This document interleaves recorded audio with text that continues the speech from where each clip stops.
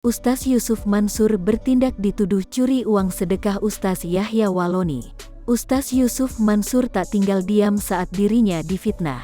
Bahkan dia terang-terangan memberikan peringatan kepada Ustaz Yahya Walloni yang sudah menudingnya macam-macam. Dia merasa difitnah mencuri uang sedekah dan menipu banyak orang. Yusuf hanya meminta kepada Yahya untuk memberikan satu bukti atas tuduhan tersebut.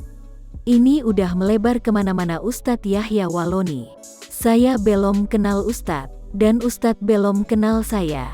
Saya pernah disidang sama MUI, satu demi satu pimpinan MUI manggil saya. Bahkan MUI MUI daerah. Sejak beliau menerima buku-buku yang isinya menjelekkan saya. Mereka aja ada adab, manggil saya, ngobrol dengan saya, cari tahu yang sebenarnya. Tulis Ustaz Yusuf Mansur di akun Instagram pribadinya. Saya siap salah, dan siap diberi petunjuk sama Ustadz Yahya Walloni. Ilmu saya nggak setinggi Ustadz Yahya, dan nggak seberani ngucap begitu seperti Ustadz Yahya.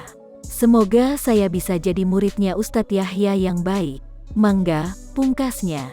Dan sebaik-baiknya Ustadz Yahya memegang satu aja bukti bahwa saya penipu dan pembawa duit sedekah.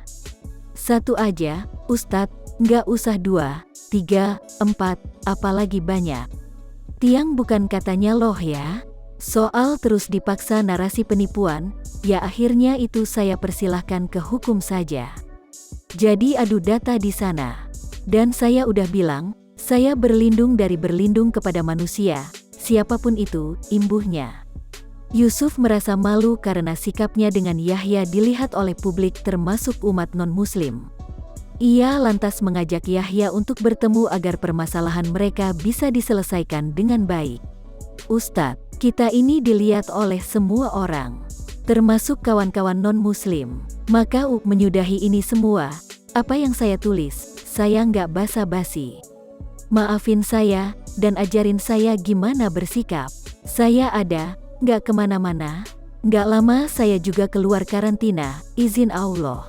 Ya ayo ketemuan, nggak kebayang, jika Ustadz Yahya udah tahu persoalannya, dan jadi pembela saya, widih. Keren, hehehe, pungkasnya. Ustaz Yusuf Mansur tak tahu apa salahnya kepada Ustaz Yahya. Namun ia meminta maaf kepada Yahya jika memang dirinya punya salah. Asyik ini, saya mah kan nggak meledak-ledak. Perlu pembela yang meledak-meledak hehehe. Wis, maafin saya, maafin saya, maafin saya. Anggap lagi gabut karantina, hehehe, pungkasnya. Insya Allah saya akan belajar terus. Saya akan minta juga seluruh SDM di 50-an cabang Daku untuk terus belajar. Ribuan rumah tahfiz, untuk terus belajar. Termasuk belajar dari Ustadz Yahya Walloni. Izin ngasih tahu dikit, dari gedenya kue ekonomi Daku dan rumah tahfiz, satu butir beras pun saya enggak makan. Mangga seminggu di Daku dan muter-muter ke rumah-rumah tahfiz. Laporan pandangan mata, dan DKM-DKM masjid yang saya gondol sedekahnya, langsung podcastan aja. Jangan sendiri, ame-ame, jangan seperti security, X, yang juga gak ngerti apa-apa. Lah, memberi kesaksian. Hehehe, ampun dah, lanjutnya. Suf, katanya udah nerima, kok masih ngoceh? Iya sur, hahaha, berarti nggak nerima ya? Iya, tutupnya. Mary asisten Raffi Ahmad kena tipu judi bola oleh saudara, saya trauma. Sosok Mary asisten Raffi Ahmad dan Nagita Slavina dikenal sebagai asisten artis yang hits. Ia bahkan ikut terkenal bak selebriti tanah air. Teranyar, Mary menceritakan bayangannya jika tak jadi asisten artis. Ia menyebut akan menjadi pedagang sate atau tukang besi. Hal ini ia ungkap dalam YouTube TS Media. Tampak Mary membeberkan niatnya jika tak jadi asisten artis. Kalau aku nggak sama bos Raffi sama Mbak Gigi sih pengennya dagang, ujar Mary. Dagang? Dagang apa? Tanya Luna Maya. Dagang sate atau tukang besi-besi tua gitu, sahut Mary lagi. Mary pun membeberkan jika dirinya pernah kena tipu keponakan sendiri. Ia trauma punya usaha saat hanya memberikan modal. Tekalau kayak zaman sekarang, misalnya aku nih pernah ngasih modal ke keponakan boncos mulu, uang nggak ada, modal nggak ada, untung nggak ada, saya pernah nih ngalamin kayak gitu, ujarnya.